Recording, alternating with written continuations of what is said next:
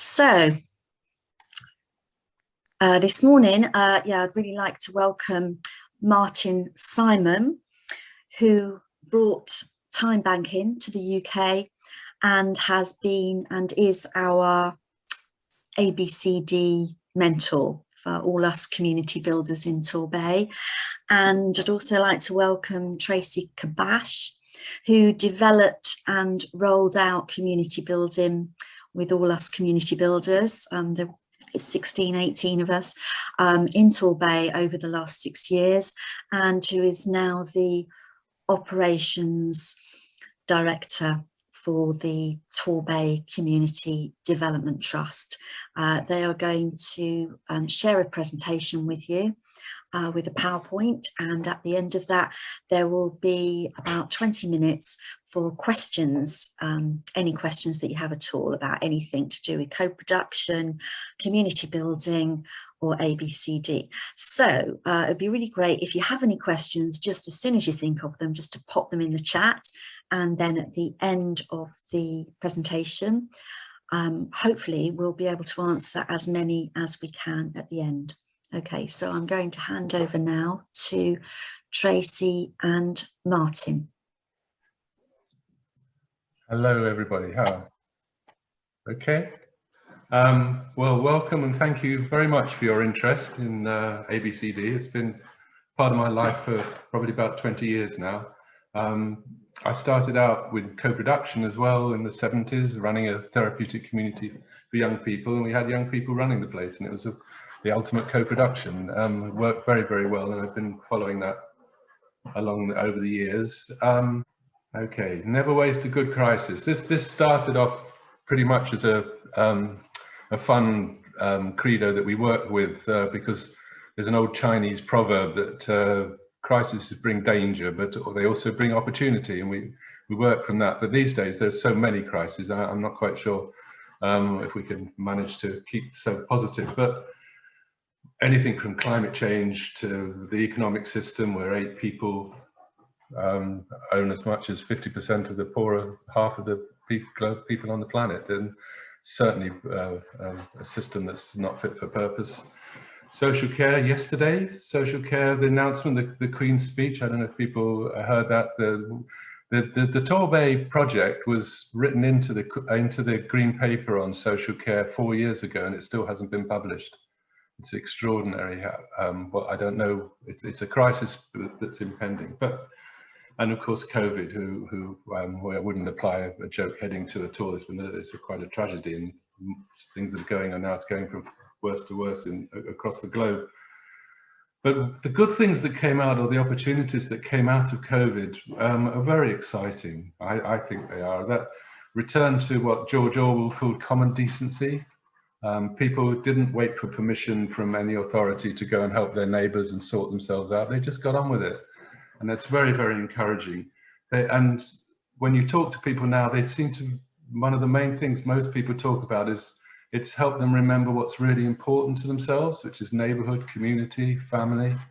And that's what ABCD is all about. ABCD is about connecting people and forming enduring relationships in neighborhoods. We don't claim to be effective anywhere else but in neighborhoods. We're being asked to get involved in all sorts of things, but we know about neighborhoods, we know how they tick, and we know how to affect them. So everything we say today is on a neighborhood level. It's all about caring, it's all about learning, essentially. If you boil it all down, there's a lot of very fine rhetoric around, but basically it boils down to caring and learning in neighborhoods. And it's necessary, it's a necessity, we need it, but it's not sufficient. People fall in love with the language again, and that ABCD is going to solve all the world's problems. It's not sufficient, but it's very, very necessary. And I think the sort of key thing to remember is that if we don't get organised, or people don't self-organise themselves, with how things are going, we're going to end up with institutionalisation again, or neglect. And they're two things that I think most people will just not accept. But turn to more positive things. Let's move on to the next slide, Matt. We have what we need if we use what we have. This is one of the credos from my time banking days. Time banking was came in late 1996. At the same time as time banking, I actually heard John McKnight, who is the sort of father figure of ABCD, talking in Nova Scotia. I heard the transcript. I wasn't in Nova Scotia, but and he used this. Came over to me very powerfully about the power of what we have grows when we act intentionally and collectively. And sometimes collectivism is seen as a bad word, but it's totally essential for the survival of all that we've wanted to hold important in life. And we work intentionally and collectively to make new connections and deeper relationships among and between what we already have. And that's absolutely key. And the glass half full image is what we already have is plenty. Every organization, every neighborhood that we work in, there's plenty of skills, plenty of desire to see a better world. When you talk to most people, they want to see a fairer, more caring world, and they're more than happy to do what they can. They just don't feel sometimes that they have anything to offer, and that's our job, to encourage them to realize all the skills and talents that they have, the gifts that people have are what we build on. So next slide. So let's tell you a little story about how ABCD started very quickly. John McKnight, as I mentioned earlier, he was working in Chicago as a community organizer, and one of his trainees was a guy called Barack Obama, who went on to do quite a few things, as we all know. Now, Barack Obama says it was on the streets of Chicago that he learned all he needed to know about politics. It wasn't at Harvard where he studied politics. It was on the streets of Chicago and working with John.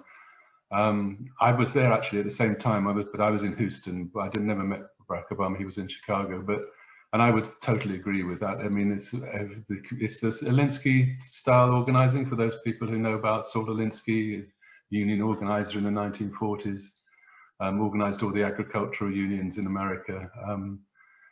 Anyway, the ABCD started there with John, who broke away. He got a job at the university, Chicago University, and was amongst all the academics, and they were talking about the streets that he'd been working in for many years.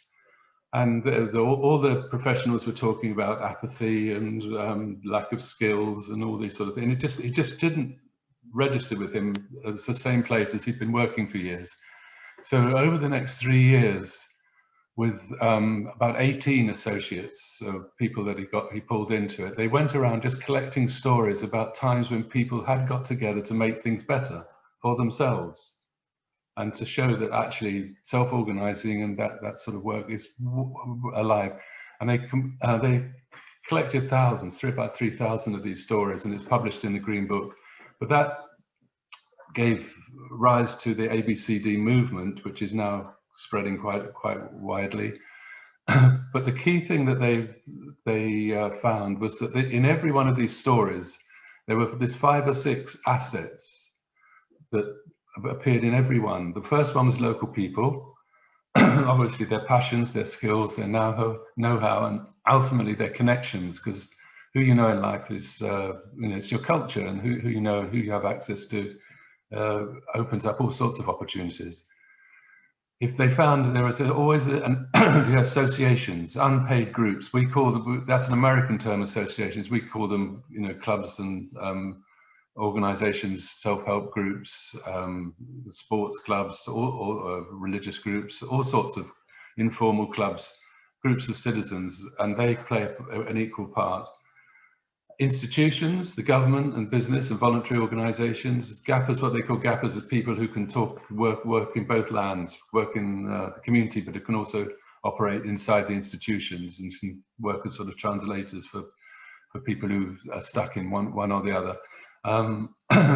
They're important, but they're only part of the story, but they're always there in some way. Physical spaces themselves, hidden treasures, bumping places, what we would call where we rub shoulders with people we don't normally know. Anything from the supermarket queue to bus stops or clubs and pubs and all sorts of places. And as some form of exchange, either barter or the mutuality that we saw in COVID, money sometimes, time banking, favors, all these things were there in every one of these stories. And so we started to see that there's a whole list of assets there available to actually utilize If you only change from the idea that one agency or one set of people are responsible for everybody else, if you start actually mobilizing all these things, what we've added in the UK, because we found, and John McKnight and his associates are quite happy with the idea of stories, because we see their recurrency. They're what people remember, the stories, and I'm sure Tracy will share some with you about what's really happening, what happened, and how people did come together. And the cultures and heritage. There's a tradition and heritage in most cultures of people looking out for each other. It's something that we worry about in terms of modern culture, as we've seen, there's a sort of epidemic towards isolation and loneliness. We've got to bring that back, but where we get involved much more with each other as a normal everyday thing. Neighbourliness is key to society operating. If you don't mix with people that you don't know, and there's an unwritten set of principles behind neighbourliness that never gets talked about, but I mean, it's very simple. It's just give and take. You give, you receive, you reciprocate. You live and let live, and you speak out when you see the unfairness and injustice. And that is the one, actually, the speaking out. I work with friends in America at the moment, colleagues in America, and in America you can't speak out anymore. They call it calling out there. You call out something, you see something wrong in your streets where you live, you dare not speak now. And I'm frightened that that's the sort of thing we've got to hang on to that, just for neighbourliness to thrive, that people feel that they're able to do so. Carry on with the next slide. Matt? Yeah, so a little bit of background here again. What we are working is slow, small and local. You'll hear this term scaling up, and so I think it's a very business term that's applied to lots of working communities. You've got to keep it slow, small and local. We found this with time banking. Get to 120 people in the time bank, that's fine. Let that time bank run and connect it with another one. But once you get beyond the people's capacity to actually care about a group of people, you don't grow that empathy and that feeling of connectedness. But in the main players out there at the moment are the government who do an awful lot. Well, some governments do. The local governments do quite a bit on their own initiatives to work in localities to develop them. There's a private sector, there's a voluntary sector, but there's community, which is sometimes called the commons, which is just as important as all the others. And I often refer to, when I'm talking to people about the tragedy of the commons, there's a complete myth that grew up. There's a 1968 article called The Tragedy of the Commons, where say life is too complicated now for people to come together. The picture there is, well, I worked in Croydon after the riots a few years ago, and that's the people. They just came out to the streets to clear the place up. They didn't ask for permission, didn't ask anybody what they shouldn't or shouldn't do. They just went out and got on with it. It was there, and we won a wonderful project for about 2 years after that, where people in their sort of 20s and 30s really mentored and brought on the young people, because the young people got a very bad press during the Croydon riots. They were blamed for everything, and they were just a minority group in there. There are good photo shots, I suppose, the journalists got. But the capacity to look out for each other and to come to each other's rescue was really positive. And I was very proud to be involved in that. And it goes straight in the face of what people say about the tragedy of the commons, that people won't do that anymore. There's too many distractions. What we find is that people feel that nobody's asking them and that they don't feel qualified to do it. The message that comes often from professionals, unconsciously, is that we're responsible for this group of people who have this sort of label, say isolated people. We have to look after them, and we've got to keep them safe. And then the next door neighbours feel that, oh, well, perhaps we're a bit unsafe, or we've got to register with the security checks. Or I'm not going against safeguarding, but it does actually depower a lot of people from doing what they've always done for many, many years in their lives. Shall we get the next slide? Matt? Yeah, and I think this is the last one of mine. Just to point out some glaring differences between the normal traditional service delivery, which we're saying has to continue. This is not a critique of service delivery. What we'd like to see within service delivery is a bit more of them putting resources towards the building connections. But the basic differences, and again, this is American, so agencies, it's service delivery is driven through agencies from offices and centres, whereas community building is, as I've already said, in associational life. It's among all the clubs and groups and things that already exist. And what we talk to community builders is that they spend at least 75% of their time out there in the community. They're no good in offices having meetings. You get out there and you actually have relationships with people and you're visible to people. And the service delivery is done by professionals and volunteers to clients, whereas community building is about using connectors, the natural connectors. In every community there are people who just go around connecting people. That's what they do. They do it because their parents do it. They've got no, parents did it rather. They've got no particular agenda to put forward. They just think people should know each other, and we all know people like that. They're out in the streets, they're welcoming people, getting to know people, and those connectors can be an army of people who can go out and connect with more people. And it's a collective action. It's not one-to-one. A lot of professional intervention is one-to-one. We're not about fixing people, and the service delivery is around being able to provide more services and more users. What we're much more interested in is developing the potential that's already there. And as I said earlier, the potential's there in every community, every neighbourhood. There's all sorts of people with all sorts of skills. And our aim is more participation rather than more services and people taking control of their own lives. We focus, the service delivery focus on needs, and there's enough of them around, and they work around duties and concerns. Community building is much more focusing on people's talents and gifts, as I said earlier, and on what's strong. I just it's gone off the bottom of my thing. It's one-to-one, isn't it? And one-way transactions against reciprocal democratic systems that are actually groups that are run by people themselves. Often hierarchical in this country, but much more democratic than hierarchical organisations. Is the next slide yours, Tracy? I can't remember. It is. So let me hand you over to Tracy. So the next slide. Thank you, Matt. So Martin came some 7 years ago and told us, just as he's just told you guys, of the amazing work that he had done and all the things that he had learnt. And we got, to be fair, fairly excited in Torbay. Torbay is quite a challenging area. It is a very beautiful part of South Devon, but it has some real challenges in terms of areas of deprivation.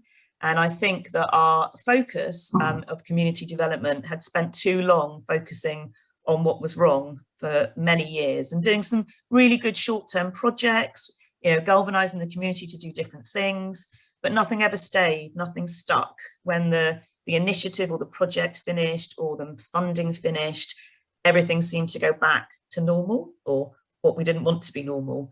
And so when we thought about how we wanted to implement our Ageing Better project and how we wanted to create some kind of community resilience and some kind of connectedness in our neighbourhoods, we thought that what Martin brought to the table and the asset-based community development approach was something that we really ought to try. And to be fair, it was a trial. We didn't know whether it would work, but we embraced it and we gave it a go. And this slide kind of shows you how we sort of told people what we were doing, because it's actually quite a difficult concept to grasp. It's a difficult thing to implement, and it sometimes goes against our kind of natural sort of desires to help people and fix people and be the people that make everything work. So we describe ourselves as being community-led, and we describe that as being from the people. But there's other parts of our society, we know that, and Simon's just outlined some of the differences. But this kind of little quadrant, this little diagram, has enabled us to kind of communicate where our space is and what we're trying to do.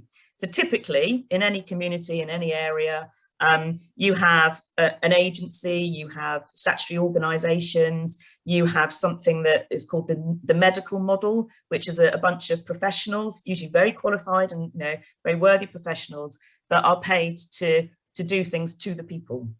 And they are very important.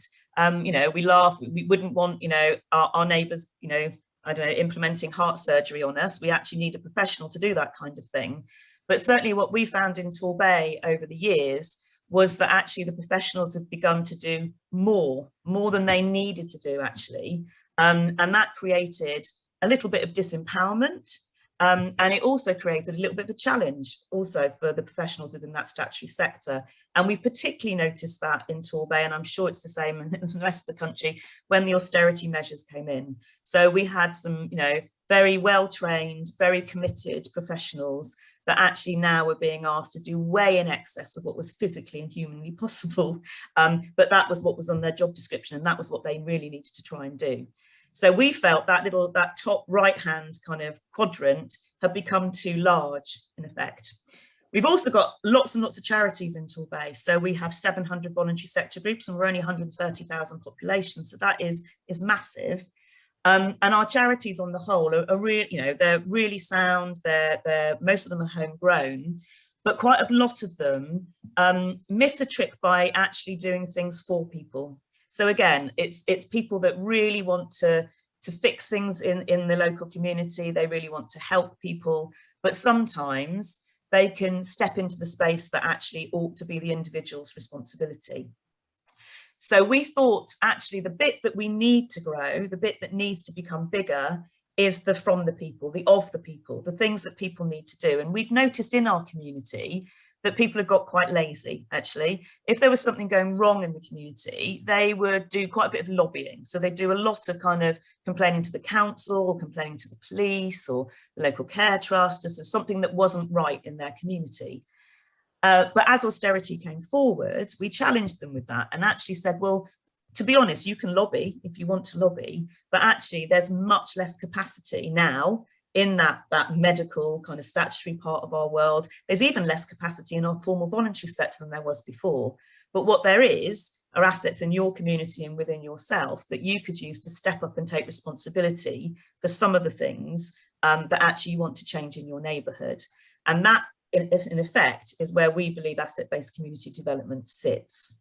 In addition to that, we have the opportunities for those three parts of that quadrant to work together. And that's what we call co-production. And that's kind of why we're at this festival, because we, over the last 6 years, have endeavoured with our Ageing Better funding to create an infrastructure in Torbay that enables the statutory sector to work with the formal voluntary sector and to work with the individuals and the communities that are literally sitting in that neighbourhood and who are the only people really that can bring long-term change in their community. Nobody can do it for them. They have to do it themselves. And how we chose to develop our launch into asset-based community development, our trial, was to recruit a team of community builders. And I think probably our number one learning for our last 6 years is you can't do asset-based community development. You can't roll that out without an individual like a community builder being responsible for it. And to layer asset-based community development onto existing organisations is an incredibly difficult thing to do. It is turning upside down what a lot of organisations have set themselves up to do. It turns upside down even the funding streams that we are all encouraged to bid into. When you're writing a funding proposal, what you're asked about the needs, you're asked to quote the indices of multiple deprivation. You're never asked to actually talk about what's great in the community and the assets that are there that we can build on. So we decided to employ a team of community builders and almost completely turn community development in Torbay on its head. So currently we have 16 community builders and they cover the 30 neighbourhoods that we have across the bay. Next slide, Matt. Okay, what do they do? So at its very early stages, those community builders, as Simon has said very eloquently, focus on what's strong, what's possible, what works, and not what's wrong. That's not so that we ignore that there's challenges in our community, but actually we start off by engaging in the positive on the assets, and we use those assets and the connections that we can draw from those assets to then tackle what's wrong. So it's a positive interaction right from the outset. And I'll hold my hand up. I was a community development worker that used to go into deprived areas of Torbay and speak to the community and say, do you know you're going to die 7 years before the neighbours in the next neighbourhood because of the where you're living and because of the quality of life that you have. Now, not to be honest, people weren't obviously particularly excited to hear that, and it wasn't too much of a surprise that didn't really want to engage with me much when I was bringing that story.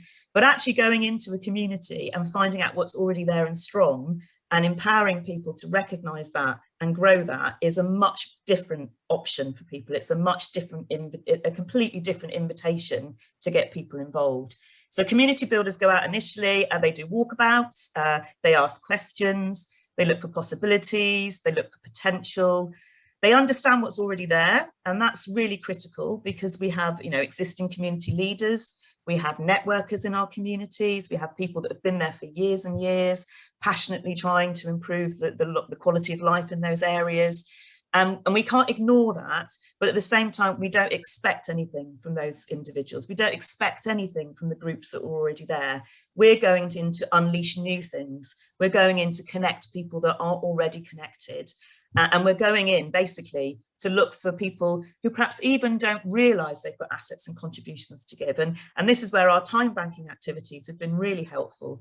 A number of times you're in a community and you might ask somebody, you know, what have you got to offer? And that's always our question. When people want to bring about change in their community, we ask them, well, what are you prepared to do about that? What have you got to offer? And unfortunately, it's not easy in our culture for people to recognise their own strengths. But time banking's enabled us to come up with a nice long list of things that people could do for each other. And we sit down with individuals and we go through that list. And some things are quite technical skills, perhaps that people, you know, want to offer, like gardening or cooking. And some things are really basic, like, can you have a conversation? Do you love talking? Can you make a cup of tea? And if you engage with people in that way, you actually see them completely light up with all of the things that they actually have got to offer and that they can share within their community. The other critical thing for us is also having the ability to step back. So we can't be community builders that enable or encourage their community to be dependent upon us. So we've got to be nimble, we've got to be creative, we've got to connect people, but we've got to make sure that actually we are able to step back and that we do step back. So all that fantastic stuff that goes on doesn't need us in the middle. If a community builder is the person in the middle, and quite often that's what traditional community development workers are, they're the person in the middle, the fulcrum that everything goes through, that really restricts what you can do in a community. Actually, if you're the person that connects everybody and steps back, suddenly it can all happen without you being there. Can I do the next slide, Matt? So, friendships, it's all about friendships. So when we go into a community, typically we'll find out what people are passionate about, what they love about the area, what they want to change, what they're prepared to do about it, and also what they want to create. So in our 6 years, we've engaged with hundreds and thousands of people, and I'll show you some statistics about that a bit later on. But we've also managed to stimulate over 300 different kinds of activities, connections, associations, or organisations that weren't there before. And that ranges everything from small coffee mornings, knitter natter groups. We've got a huge yarn bombing group. We've created a very regarded Men in Sheds project, which has really brought the community together. We have a community hub that sits within one of our housing estates that was considered to be an area of deprivation, which is now looked at with some respect and also with some jealousy by other neighbourhoods, because it has its own little cafe that's run by volunteers that enables the community to come together and enables people to help each other out. So there's all sorts of different ways that actually the community will decide that they want to do things and do things together to improve their area. Typically also, it's around place as well, it's around spaces. So we've got some great examples where the community have come together to improve a physical space. And all we've really had to do is just take some of the barriers away to enable them to have the confidence to actually do that together, and give advice and support and connect to new spaces and places that they need as time went on. But we'll always have in the back of our mind, we're not there to fix people or take charge of their lives for them. Whatever's done is decided upon by the individuals in that community. That's hard. We're very creative people. We want to come with our own ideas, but our ideas aren't what the community needs. The community needs the space to develop its own ideas. It has to go at a pace that people are comfortable with. And sometimes in some of the communities we've worked with, that's taken years. So we might have gone in and had some conversations, but the time hasn't been right. We step away, we go back a few months later, we keep going. And in some of our communities, the things that perhaps the community were talking about when we first started 6 years ago has only come to fruition within the last sort of 2 years to 12 months. And you've got to be okay with that, you know? And I think we don't have targets in our system. So we don't have a situation where a community builder will be told they've got to speak to this number of people, they've got to create this number of new groups, because actually that means that there's a tendency for us to be doing it in our timetable, our agenda, and not allowing the community to do that. We've been very fortunate that the funding that we were provided with from the National Lottery enabled us to work in that way, as long as we were evidencing the conversations we were having and that we were reaching out to isolated older people, which was obviously the main focus of the funding that we had at the beginning. As long as we could evidence we were doing that, the actual outcomes we were allowed to do in a time frame that, that met with the community. A language that people understand, gosh, yes. So we find that there's a lot going on in the community, and there's a lot that the community could link into in the statutory sector and other parts of our voluntary sector, but actually they don't even know it's there because they're not communicating in the same way. So we do a lot of, as Simon mentioned earlier, a lot of gapping and a lot of translating, a lot of understanding what the community are talking about, a lot of telling other parts of the world what they actually want, and a lot of interpreting back into the community as well. And that's a very powerful thing to do. And whatever we do, we have to do it in ways that make sense and matter to the community. If you're doing something that doesn't matter, there'll be no energy to it, and it just simply won't happen. And that is our number one mantra, is that we go where the energy is. And we don't judge that. You know, if we may think, oh, there's a fantastic project that could happen over there, but if there's no energy for it, then it's not going to happen unless we do it. And we're not the people that should be doing it. So we'll just step away. Next slide, Matt, please. Okay, so this is the little bubble diagram of what we've learned. And this is in the toolkit that I think you'll all have access to by the end of this week. And this is what we do. So it's our asset-based community development, the Torbay way, is we connect people in their neighbourhoods, and we quite often do that through connectors, which Martin mentioned earlier. They're the people that you find in the community that are already good at this. They just do it. It's their natural personality. And they're the kind of engine for us. And we do a lot of connecting connectors and then enabling them to connect others. We give people permission. So our culture sometimes has made people feel that they can't do something unless the council says they can do it, or unless, you know, the powers that be, whoever they might be, say they can do it. And so what we do is actually just give people permission. Quite often we haven't even got the legitimacy to do that, but we just say, yeah, just do it. What's the worst that can happen? If, you know, if something doesn't work, then we can reverse it. If somebody's upset about it, we can talk about it. So having that, getting that idea off the block is sometimes the first thing that needs to happen. So we do that to make things happen. We do the things that people want to do in the way they want to do them together. We, as you heard already, we look for what's strong, not what is wrong. We meet people, we listen, we hear, we build up trust. And that took probably for our team at least a year before the community were feeling like community builders was something that they really ought to engage with. And we have a really strong team of individuals in that, and we have a really passionate team.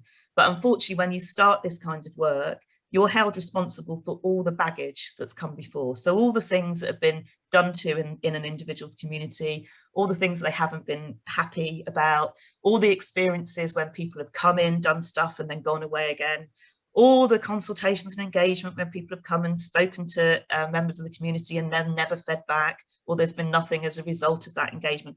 All of that comes with the territory. And it took us, like I said, at least a year for people to realise that actually we weren't going to do that. We were here, we were listening, and we weren't going to disappear. And once we were able to do that, we found that we could support each other. So the community supports us in our work, and we support the community. Critical to that first kind of engagement as well is mapping the assets that are already there. So, and we do that physically with asset maps. So we get some of our connectors together, bit of food, get a big map, you know, either a map or a big empty piece of paper, and we physically draw the neighborhood. And we put on that neighborhood where all the spaces are that people love, where the buildings are, what are the groups in those places, what are the skills within those groups, who are the people that run those. And we pretty much create a very rich picture so that actually those individuals can think about how they could use those assets to do even more. And that's when you start seeing the connections. So once you already see what's going on, you can identify the gaps, the things that people want.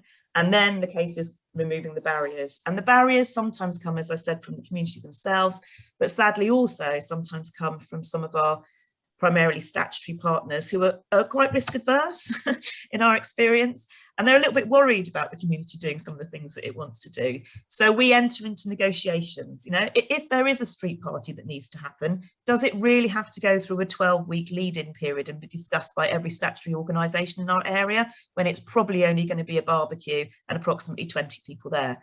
We need to take those barriers away so that the community have the space to do it. We go where the energy is, we build on what's there. What we can do, we do what we can do to make that work. And then our interpretation of Martin's ditty that he shared at the beginning is we have what we need when we share what we have.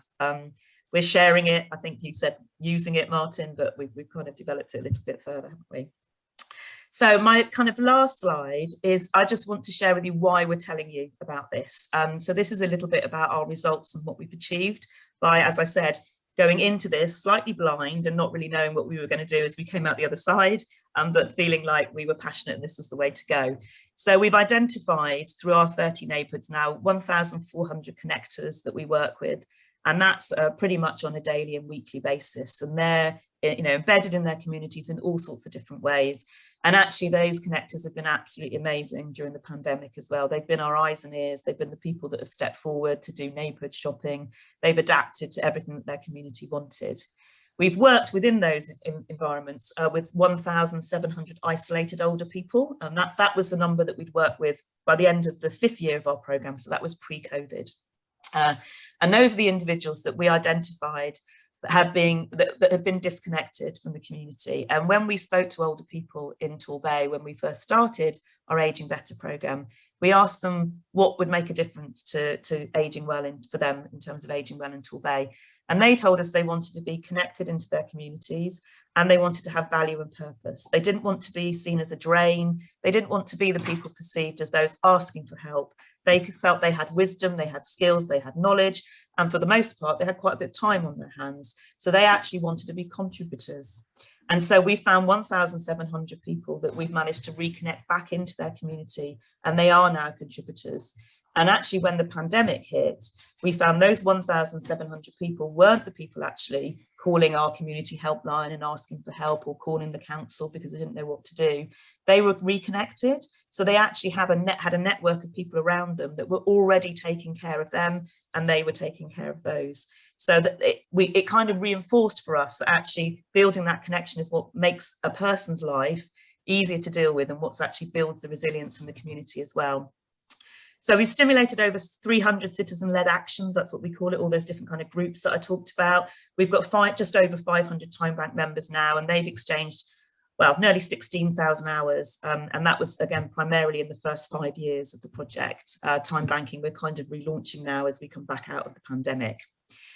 We've seen quite a few changes in the way people react in their community now. And so the following statistics come from a national evaluation programme that was implemented by the lottery, and also a local evaluation programme we've done with a department within Plymouth University, have been working alongside us for the last 5 years. And most of these stats that I share with you now have come from questionnaires that have gone to those 1,700 isolated people that we worked with. So we found that the proportion of people now that are talking to their neighbours has increased from 19 to 27%. So that's people who came to us early days and kind of said, I'm vulnerable, I'm isolated, I think I need to work with you. only, you know, that only 19% of those were regularly speaking to their neighbours. That's now up to 27%. The number of valued friendships has also grown from, on average, I don't know how you have 0.3 of a person, but anyway, on average, 5.3 people that people had in their kind of social environment. That's people that aren't paid to speak to people. So we're not talking about people that are paid to go into people's houses and look after them. We're talking about genuine friendships. That's increased to an average of 7.9. The increase in participants feeling that social activities are meeting their needs went up from 46% to 66%. And this is the one that I'm really excited about, that the percentage of people feeling that they're able to utilise their skills for the benefit of their community, so not just for themselves, but their wider community, has gone up from 33% to 48%. There's two kind of scales that we're all nationally evaluated on around loneliness and isolation. And in Torbay, those that have participated within our programme, their loneliness reduced from 58% to 39%. And the isolation scale that's used, this de Jonge-Gierig scale of isolation, which is a national and international scale, which has a scale of 1 to 6. I'll just explain it a little bit. If you're isolated, you're at 6. If you're not, you're at 1. And so our challenge was to reduce that scale in Torbay, reduce that average for individuals. And with the people that the community builders have worked with, that scale is reduced from 3.6 to 2.6, so a shift of a full 1% down the scale. That's kind of unprecedented. There's a number of programmes funded by the Ageing Better lottery funding that have been operating over the last 6 years, and the average for that shift in that scale is 0.3. The average for our overall programme, so we have the community building is 50% of our Ageing Better programme. There are other initiatives as well. Our overall programme saw a shift of 0.6, but our community builders got people a full 1 along that range, and that's something that I think they're most proud about. I'll hand back to Martin. Okay, next slide. Right. I don't know if people know Breen Brown. She's a writer now and running some wonderful campaigns. And I think in essence, she's captured what anybody who wants to take the ABCD approach out into their local neighbourhood. Be you, be seen, belong. It's all there. What we say to community builders is that they need to be available out there in the community. They need to be responsive, but not responsible for. And if things goes wrong, as Tracy said, talk it through with people and see how we can go again, find a better way through. So available, responsive, and emotionally present. People need to feel that they're dealing with another human being. You hear that over and over again, and there's the relief in people's eyes when they can have an authentic, enduring relationship with somebody. It sparks both parties. It's a real exchange, and what we're doing overall is investing in the inventiveness of local people. As Tracy said, we're not coming up with the answers for them. We're not trying to solve their problems for them. What we're doing is throwing it back to them and saying, okay, now how can we work together on this? And then letting them go, maybe giving them a bit of resource to help them off the ground, but they run it, they stay in the driving seat. Getting connected, shaping their own story, doing new things. One of the roles that Tracy didn't talk about, she's now been asked to go into the council itself to work with them. We have it. I work a lot in Gloucestershire in very deprived estates, and we talk to the professionals there and saying, well, look, you know, I mean, Matt's in one of the areas we work, neighbourhood there.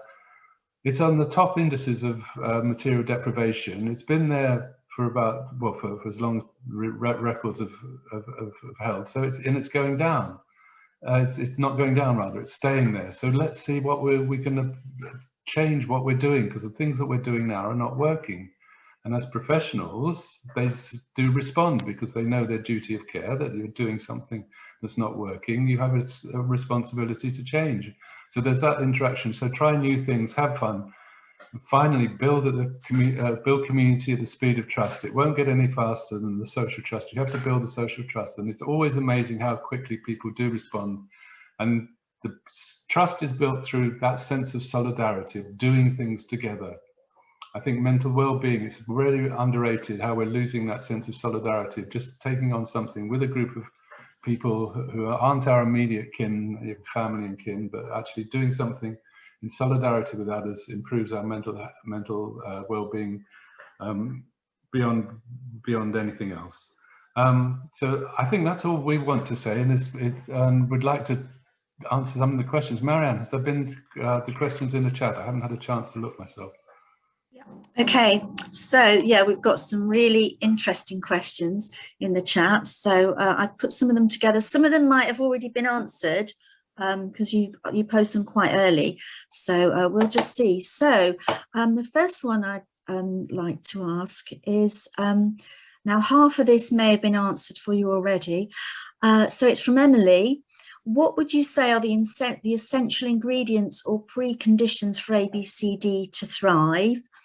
And what is needed to ensure inclusion and to level up inequalities? Simon, do you want to start? Who wants to go with that? You want to start with that, Simon? Martin, sorry. Okay, yeah, fine.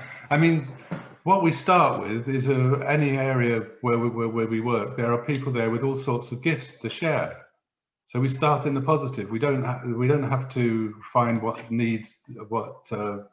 is lacking in that area. We find what gifts are there, and everybody has a gift to share. Either something that's happened, a natural talent that they have, something that they've learned in the course of their lives, or something that's an influential person, some experience that they've been through. They've dealt with the system in some way and found the way through. Everybody has, and their cultural heritage. There's all sorts of different skills and talents and gifts that are there. So we look for the positive. We look for the gifts, and we can work in any community. I don't think, or any neighbourhood. I don't think we're restricted by what labels have been put on that community. And and inclusion. I mean, obviously, we would never refuse anybody. For me, I think if there are people in that community, then asset-based community development can thrive. Our experience has been that you need somebody to stimulate it, and that's partly because of our culture and the way that we sometimes feel that we can't offer our help to neighbours. They might think we're nosy, they might think we're, all those kinds of things. You need somebody to break through that, which is why we found it really helpful to have community builders in those spaces. And also we've done it in a geographical way, but it's not impossible to do community building with a different type of community, a community that isn't geographical, a community of particular characteristics, or a community of particular ambition or whatever. So that is quite possible. And for me, the inclusion thing, that's kind of the role of the builder as well. So the builder needs to keep an eye on that everybody's included. And that happens really because 70% of their time they're out there speaking to people. And if they don't find people on the street or, in the supermarket or in all the other bumping places, they knock on doors and find them. So, and they're inquisitive, and many a time I've seen a community builder sort of walk past a building and they can see something's going on in there, and they literally put their nose up against the window, have a peer in, knock on the door and go in, So actually, if you're operating in that way, it can be a fully inclusive community, because you're seeking out people that perhaps aren't strong enough or confident enough to come out into their community themselves. Okay, thanks, Tracy. Can I just pick up on what you said there for another question? What kind of size of geographical area do the community builders work in? So maybe that's about the area that our community builders work in Torbay. So I think the rule of thumb is around 5,000. Ours is slightly higher than that. I think on average, a community builder has about 8,000. But we created our community building structure using community mapping. So we got people in those communities to map where they considered their community to be, which incidentally is quite often different from ward boundaries and all the primary care networks boundaries and all that kind of stuff. So some of our patches are slightly larger than others because we mapped it around exactly where the community is. But on average, it's around 5,000 to 8,000 population. I think there was also a question further up, a practical question, Marianne, which I could perhaps take, is our community builders are paid. So they're paid employees, but the people that they work with in the community, the connectors, they're not paid. They're all volunteers just doing what they do. Okay, thanks. And from Ellie, I like this model and it works well in the city I work in. What I'm interested in is how to engage with or challenge organisations who are starting up or run loneliness or befriender projects that are very un-ABCD. They come from a position of thinking they have the solution and a plan of what they will do. Have you had experience of engaging and working with these sorts of projects and influencing them? A real challenge. Very much so. Certainly in inner cities. I worked a lot in London when I was Director of Nurture Development, which is one of the main training organisations in the country. I travelled the whole country, and a lot of inner city, particularly voluntary organisations as well as the statutory organisations, are quite hierarchical and established. I think we tend to work around them rather than trying to change them. We certainly connect with them. I think if we can actually shift them to talk to each other is the first step, but it's very difficult. The word collaboration is bandied around these days. I don't think people understand for 1 minute what it really means. It's not. They think just general networking is collaborating. Collaborating is actually changing the way you do things to enhance the performance of the person you're collaborating with. To take risks, to change what you do, and to make it absolutely clear that you stand on common ground. And that takes a lot of work and a lot of trust. And I don't see it particularly with a lot of from the statutory sector who collaborate with locally. I don't see that happening. There's some very good people. The new local government network, I think they've just changed their name, but they've adopted ABCD full on and are doing some wonderful things of reframing and rewriting a lot of redirecting a lot of the things within the statutory sector, and they're people from the statutory sector. So it's a slow case because there are the critical needs out there, and people are running services that are vital. What we would hope that they would recognise that they're never going to be able to provide for them all, and they need to put as much resources into connecting people to look out for themselves as they do in providing the very valuable services. I don't know if you want to add anything, Trace. I think like you said, Martin, we don't try to convert people, because if the energy's not there, it's not going to happen. What we will do is walk alongside organisations and keep the communication open. And we have got a very good example just of one organisation which had a very traditional approach, a service-led approach, even though it's in the voluntary sector, who just this week have said to me, oh, we think we need to be working in the neighbourhoods and having people doing things for each other. But I've walked alongside that organisation for 6 years, and it's taken that length of time. And I think that's all you can do, is continue to share, continue to communicate, but don't try, if you will hamper your own stuff if you try to go in and solve that. Unless there's an openness and energy and willingness for that change, then it is a very, very difficult thing to do. Okay, thank you so much. I am so sorry we have run out of time, and we've got lots of really more interesting questions. So what we'll do is I'll make sure that Martin and Tracy have those questions, and we'll make sure we have your emails. Vicky's on the call with us, and we will email those answers back to you. Okay, so I'm sorry we have to go now, but we've got another session starting in 5 minutes. So I'd just like to say a huge thank you to Martin and to Tracy, and and to Vicky for setting this all up and giving us this fantastic opportunity to be able to do this and bring this to you, and to say thank you to all of you for coming today, and to our technical support, David and Matt there. So thanks very much for coming, and yeah, there are so many more fantastic sessions coming up. 1 in 5 minutes, harnessing community strengths, and later on there's a workshop, ice creams and seagulls. So yeah, do come along and join us in Torbay. Thank you very much, everybody, and yeah, goodbye.